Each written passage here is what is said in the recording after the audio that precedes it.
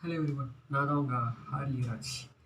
இது வரைக்கும் நம்ம ஏஐ ஜென்ரேட்டிவ் வீடியோஸ் போட்டுக்கிட்டு இருந்தோம். நம்ம இதிலேருந்து அடுத்த ஸ்டெப் நம்மளோட சேனல் வந்து அடுத்த ஸ்டெப் எடுத்துகிட்டு போகிறதுக்காக ஐஓடி வீடியோஸ் போட போகிறோம். கூடவே வந்து மினி ப்ராஜெக்ட்ஸ் போட போகிறோம். அப்புறம் சம் டெக்னாலஜி ஓரியன்ட் வீடியோஸும் கொடுக்க போகிறோம். இன்றைக்கி இந்த வீடியோவில் நான் என்ன எடுத்துகிட்டு வந்திருக்கேன்னா, introduction of YouTube channel. Yes, டம் ஹெட் முன்னாடியே பார்த்துருப்பீங்க. இந்த இந்த யூடியூப் சேனலோட இன்ட்ரோடக்ஷன் தான் இது. இந்த யூடியூப் சேனலில் நம்ம அடுத்து என்னென்ன பண்ண போகிறோங்கிறதுக்கான ஒரு கிளியர் பிளான்டு வீடியோ தான் இது. நம்ம ஐஓடி ஆஃப் திங்ஸ், சரி இன்டர்நெட் ஆஃப் திங்ஸுங்கிறது நம்ம எல்லாருமே கேள்விப்பட்டிருப்போம். இன்றைக்கி டெக்னாலஜி, இன்றைக்கி வேர்ல்டில் அதுதான் ஒரு ஃபேமஸாக போயிட்டுருக்குது. அந்த இன்டர்நெட் ஆஃப் திங்ஸை நம்ம சின்னதாக என்னோடய எக்ஸ்பீரியன்ஸில் நான் எப்படி கற்றுக்கிட்டேன், ஸ்டெப் பை ஸ்டெப்பாக நான் எப்படி அதை புரிஞ்சுக்கிட்டேங்கிறத பிஹைனர்லேருந்து இப்போ ஒரு மீடியேட்டராக இருக்கேன். பிஹைனர்லேருந்து இப்போ இருக்க லெவல் வரைக்கும் எப்படி நான் கற்றுக்கிட்டேன், எப்படி அதை இம்ப்ளிமெண்ட் பண்ணேன், என்னென்ன மாதிரியான சேலஞ்சஸ்லாம் எனக்கு வந்தது, அதெல்லாம் வந்து நம்ம இந்த விளாக்ஸ், இந்த டெக் வீடியோஸில் நம்ம சொல்லிக்க போகிறோம். மெயினாக இன்டர்நெட் ஆஃப் திங்ஸ் அப்படின்னா எல்லாருக்குமே ஃபஸ்ட்டு ஞாபகத்துக்கு வருது ஐஓடி. சரி, இன்டர்நெட் ஆஃப் திங்ஸ் அப்படின்னா எல்லாருக்கும் ஃபஸ்ட்டு ஞாபகம் வருது இஎஸ்பி. இஎஸ்பியில் நிறையா மாடியூல்ஸ் இருக்குது, நிறையா டைப்ஸ் இருக்குது. அதில் மெஜாரிட்டியாக 2 இஎஸ்பி தான் சொல்லுவாங்க. ESP 8266 and ESP 32. இந்த ESP 32க்கும் ESP 8266க்கும் இருக்க ஒரே ஒரு டிஃப்ரென்ஸ் வேறு எதுவும் இல்லை. ESP 32ங்கிறது நான் இன்றைக்கி ட்ரெண்டிங்கில் இருக்கிற ஒரு பொருள். இந்த ESP 32ல் ஆட்டோமேட்டிக்காக ஒரு நம்ம கொடுக்குற கோடை ஸ்டோர் பண்ணுறதுக்கான ஒரு ஸ்டோரேஜ் ஃபெசிலிட்டி இருக்குது. நம்ம எந்த கோடை அப்லோட் பண்ணாலும் அந்த கோடை பழைய ESP 8266 அதுக்கு பிஃபோர் வெர்ஷன்ஸில் எப்படி இருக்குன்னா, நம்ம ஒரு மைக்ரோ கண்ட்ரோலர் கொடுத்துருப்போம். அதுக்கப்புறமேல இந்த தனியாக ESPக்கு ஒரு கோட் கொடுப்போம். இதில் வந்து சேம், இது மைக்ரோ கண்ட்ரோலராகவும் ஒர்க் ஆகுது, மைக்ரோ ப்ராசஸராகவும் ஒர்க் ஆகுது. ஓல்டு ESP 8266 அதுவும் இங்கே இருக்குது, காட்டுங்க. இது 8266 இது எப்படி ஒர்க் ஆகுது அப்படின்னா, ஆல்ரெடி நம்ம யூஸ் பண்ணும்போது எல்லாருக்குமே அடினோ போர்ட்ஸ் தெரியும். அதுலேயும் அடினோலையும் நிறைய டைப்ஸ் இருக்குது.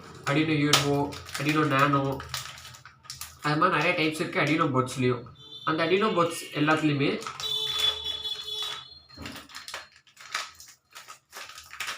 மைக்ரோ கண்ட்ரோலிங் சிப்ஸ், ஒரு அடினோ போர்டு தான் எப்போவுமே வந்து நம்மளோட ஒரு 1 இயர் பேக் இருக்க ப்ராஜெக்ட்ஸ் எல்லாத்துலேயுமே வந்து அடினோ போர்டு தான் வந்து ஒரு மைக்ரோ ப்ராசஸராக ஒர்க் ஆகும். ESP 8266 வந்து ஒரு மைக்ரோ கண்ட்ரோலராக ஒர்க் ஆகும். ரெண்டுமே அடினோ போர்டு வந்து மைக்ரோ ப்ராசஸர் அண்ட் மைக்ரோ கண்ட்ரோலராக ஒர்க் ஆகும். இந்த ESP 36 வந்து ஒரு ஐஓடி டிவைஸ், அதாவது இந்த அடினோ போர்டை வந்து ஒரு டிவைஸ் மாதிரி செட்டப் பண்ணி வச்சுக்கிட்டோம் அப்படின்னா, அந்த டிவைஸை வந்து க்ளவுடில் கனெக்ட் பண்ணுறதுக்கு இந்த ESP 32 யூஸ் ஆனிச்சு. இன்றைக்கி ட்ரெண்டிங்கில் இருக்கிற ESP 32 அப்படிங்கிறது வந்து அந்த அடினோ போர்ட் பண்ண மைக்ரோ கண்ட்ரோலர் அண்ட் ப்ராசஸர் ஒர்க்கையும் பார்க்கும். ESP 8266 பண்ண அந்த க்ளவுட் பிளாட்ஃபார்மில் கனெக்ட் பண்ணுற வேலையும் பார்க்கும். அதோட இந்த ESP 32ஓட டியூட்டிஸ் வந்து அதெல்லாம் ஓகே. ஒரு கிட்டத்தட்ட ஒரு 65 அண்ட் 68 டைப்ஸ் ஆஃப் சென்சார்ஸ் இருக்குது. அதில் நம்ம மெஜாரிட்டியாக யூஸ் பண்ணுற ஒரு சில சென்சார்ஸ் மட்டும் நான் எடுத்து வந்திருக்கேன். Gas sensor MQ2. இந்த கேஸ் சென்சார்ஸ், இந்த MQ2ங்கிற ஸ்பெசிஃபைடு கேஸ் சென்சார் வந்து மீத்தேன் அண்ட் ஈத்தேன் கேஸஸை வந்து ஸ்மோக் பண்ணி நம்மளுக்கு டிடெக்ட் பண்ணி கொடுக்கும். இதே MQ133ங்கிறது வந்து 133 வந்து ரொம்ப மைன்யூட் கேஸஸ் வந்து நம்மளுக்கு டிடெக்ட் பண்ணி கொடுக்கும்.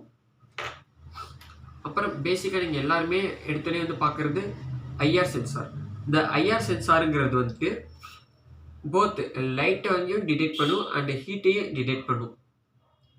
இப்போ இந்த இடத்துல ஹீட் நம்ம வைக்கிறோம் அப்படின்னா டிடெக்ட் பண்ணி நம்மளுக்கு கொடுக்கும். ஆர் லைட் ஆனில் இருக்கா, ஆஃபில் இருக்கா, ஓப்பனில் இருக்காங்கிறத டிடெக்ட் பண்ணி கொடுக்கும். இந்த மாதிரி ஒரு இதே மோஷன் சென்சார் சேம் இதே தான் பண்ணும். பட் மோஷன் சென்சார் அளவுக்கு இது ஒர்க் பண்ணலனாலும் இதுவும் ஒரு லெவல் ஒர்க்குக்கு யூஸ் பண்ணிக்கலாம். மோஷன் சென்சார் என்ன மாதிரியான டைப் ஒர்க்குக்கு யூஸ் பண்ணுவாங்க அப்படின்னா, இன்றைக்கி நம்ம பார்க்குற automatic street lights, solar panel use பண்ணி அதை ஆட்டோமேட்டிக் ஸ்ட்ரீட் லைட்ஸ் பார்க்குறோம்ல, அது வந்து ஒரு ஆட்டோமேட்டிக் ஸ்ட்ரீட் லைட்ஸ்லேயே வந்து 2 டைப்ஸ் இருக்குது. ஒன்று வந்துட்டு டைமர் யூஸ் பண்ணி ஒர்க் பண்ணுறது, இன்னொன்று வந்துட்டு நம்ம யூஸ் பண்ணுற மாதிரி மோஷன் சென்சார் வச்சு யூஸ் பண்ணுறது. மோஷன் சென்சார் வச்சு யூஸ் பண்ணுறதுனா என்ன ஒரு ட்ராபேக் அப்படின்னா, மார்னிங் டைம்லேயே கொஞ்சம் மார்னிங்கில் ஒரு ஈவினிங் டைமில் கொஞ்சம் இருட்டாயிடுச்சுன்னா அப்படின்னா ஆட்டோமேட்டிக்காக நம்மளுக்கு அந்த வெளிச்சம் தேவைப்படாது. பட் இருந்தாலும் ஆட்டோமேட்டிக்காக அந்த வெளிச்சம் ஆன் ஆகிடும். இதே டைமர் என்ன ஒரு பெனிஃபிட் அண்டு என்ன ஒரு டிபெனிஃபிட் அப்படின்னா, நான் சொன்னேன்ல, அந்த இருட்டானுச்சுன்னா ஈவினிங் டைமில் கொஞ்சம் டிம் ஆனுச்சுன்னா கூட நம்மளுக்கு அது வந்து நமக்கு பவர் சோர்ஸ் கொடுக்கும். இதே வந்து டைமர்னால் குறிப்பிட்ட டைமிங்கில், இந்த டைமிங்கில் இந்த டைமிங் ஈவினிங் 6 to மார்னிங் 6 அவ்வளோதான் அது ஒர்க் ஆகும்.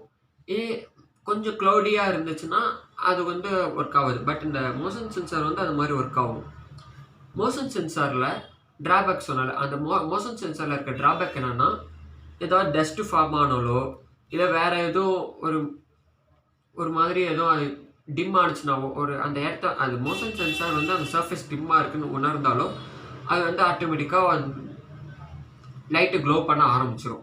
மார்னிங் டைம்ஸில் கூட அது க்ளோ பண்ண ஆரம்பிச்சிடும். ஓகே, அடுத்த சென்சார் என்னது அப்படின்னா ரெயின் ட்ராப் சென்சார். இந்த ரெயின் ட்ராப் சென்சாருங்கிறது நார்மலாக எல்லாருக்குமே தெரியும். ரெயின் ட்ராப் சொல்லும் போதே எல்லாருக்கும் தெரிஞ்சிருக்கும். ரெயின் ட்ராப்ஸ் இதில் பட்டு அடுத்து இதில் வந்து நம்பர்ஸ் ஆஃப் சேனல்ஸ் இருக்கும். ஒரு சேனலுக்கும் இன்னொரு சேனலுக்கும் நடுவில் வந்துட்டு நான் கீழே போடுறேன். ஒரு சேனலுக்கும் இன்னொரு சேனலுக்கும் நடுவில் வந்துட்டு ரெயின் ட்ராப் படும்போது அந்த இடத்துல ஒரு ஷார்ட் சர்க்கியூட் ஆகும். அந்த ஷார்ட் சர்க்கியூட் மூலமாக நம்மளுக்கு டேட்டா அவுட்புட் வந்து நம்மளுக்கு டிடெக்ட் ஆகுது. அடுத்த சென்சார் வந்து நம்ம எல்லாருக்கும் நல்லா தெரிஞ்ச சாயில் சென்சார். சாயில் சென்சார் எல்லாருக்கும் சாயில் சென்சார் வெட்டாக இருக்கா, ட்ரையாக இருக்கா, மாய்ஸ்சரைஸ்டாக இருக்கா அப்படிங்கிறத செக் பண்ணுறதுக்காக யூஸ் பண்ணுற சாயில் சென்சார். இப்போ சாயில் சென்சார் வந்து வெறும் சாயில் சென்சார் மட்டும் கொடுக்காம கூடயே மாடியூல் கொடுக்க ஆரம்பிச்சிட்டாங்க. எல்லா சாயில் சென்சார்லையுமே மாடியூல் மூலமாக கனெக்ட் பண்ணி, முன்னெல்லாம் வந்து மாடியூல் மூலமாக கனெக்ட் பண்ண மாட்டோம், டேட்டா கிரவுண்ட் அண்ட் டேட்டா தான் கொடுப்போம். இப்போ வந்துட்டு சாயில் சென்சார்லேயே வந்து ஒரு மாடியூல் கொடுத்து அதுக்கான இன்புட்ஸ் அண்ட் அவுட்புட்ஸுங்கிறத கொடுக்க ஆரம்பிச்சிட்டாங்க. இந்த மாடியூலில் இருக்க இன்புட்ஸ் என்னென்ன அப்படின்னா VCC, ground, digital output and analog output. அப்புறம் இந்த சைடு இருக்க 2 மேல் ஜாக் வந்துட்டு நம்மளுடைய சாயில் சென்சார், இந்த சென்சாருக்கு போகிற ஒரு ஜாக். இது வந்து மாடியூல் 2 சென்சாருக்கு. அடுத்து நம்ம எல்லாருக்குமே நல்லா இன்னும் கொஞ்சம் யூஸ் பண்ணக்கூடிய டெம்பரேச்சர் சென்சார். இந்த டெம்பரேச்சர் சென்சாருங்கிறது நம்மளோட லெவலோட ஹியூமிடிட்டியும் செக் பண்ணி யூஸ் பண்ணிப்போம். கூடயே வந்துட்டு அதர் சம் கைண்ட் ஆஃப் இந்த லோக்கல் டெம்பரேச்சர் இதெல்லாம் செக் பண்ணுறதுக்கு ஓரளவுக்கு நம்மளோட டிவைஸ் எந்த லொக்கேஷனில் இருக்கோ நம்மளோட டிவைஸ் எந்த இடத்துல இருக்கோ அந்த டிவைஸோடைய அந்த கிரவுண்டோடைய டெம்பரேச்சர் எவ்வளோ இருக்குது, ஹியூமிடிட்டி எவ்வளோ இருக்குது அப்படிங்கிறத செக் பண்ணுறதுக்கு நமக்கு ஹெல்ப் பண்ணுது. அப்புறமேலு பிஹெச் சென்சார். இந்த பிஹெச் சென்சாருங்கிறது ஒரு சில பேருக்கு தெரியும், கெமிஸ்ட்ரி படித்தவங்களுக்கு தெரியும். வாட்டரோட சால்ட் லெவலை கால்குலேட் பண்ணுறதுக்காக யூஸ் பண்ணுறது தான் இந்த பிஹெச் சென்சார். ஓகே, நான் ஓரளவு என்கிட்ட இருக்க ஒரு சென்சார்ஸை வச்சு நான் டெமோ உங்களுக்கு காட்டிட்டேன். அடுத்தடுத்த வீடியோஸில் நம்ம ஒவ்வொரு இஎஸ்பி ஃபஸ்ட்டு நம்ம இஎஸ்பியை பற்றி இஎஸ்பியை மட்டும் வச்சு என்னென்ன ப்ராஜெக்ட்ஸ் பண்ண முடியுமோ அதெல்லாம் பண்ணுவோம். அடுத்து ஒவ்வொரு சென்சார் யூஸ் பண்ணி எப்படி சிங்கிள் டிவைஸாக யூஸ் பண்ணி எப்படி பண்ணுறது, அடுத்து ஓவராலாக எல்லா டிவைஸையும் யூஸ் பண்ணி அடுத்த ஸ்டேஜுக்கு எப்படி எடுத்துகிட்டு போகிறதுங்கிறத கொண்டு வருவோம். ஓகே, இப்போ நான் இவ்வளோ நேரம் சொல்லிட்டேன். இதில் வந்து இஎஸ்பிங்கிறத மட்டும் வச்சு என்ன பண்ணலான்னு சும்மா ஒரு ஹிண்ட், ஒரு ஃபியூ லைன்ஸ் மட்டும் சொல்கிறேன்.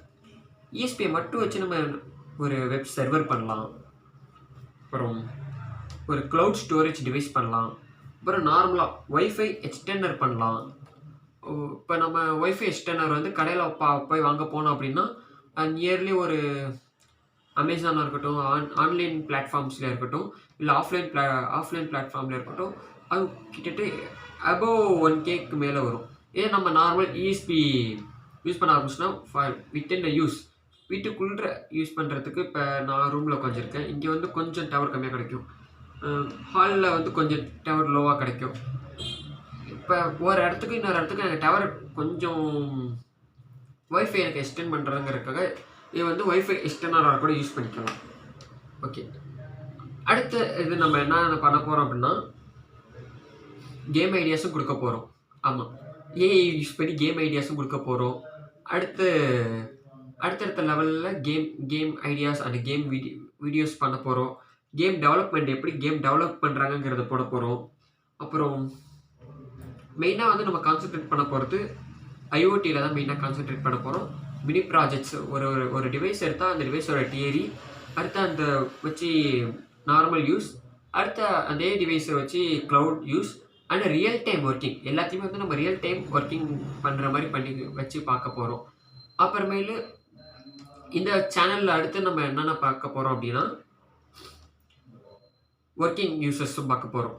சிஸ்டம் ரிப்பேர் பார்க்க போகிறோம், போர்ட்ஸை பற்றி பார்க்க போகிறோம், மதர் போர்ட்ஸ், சிப்ஸ், அப்புறம் மெயினாக எலக்ட்ரானிக் ஒர்க் எப்படி பண்ணுறோங்கிறதையும் பார்க்க போகிறோம்.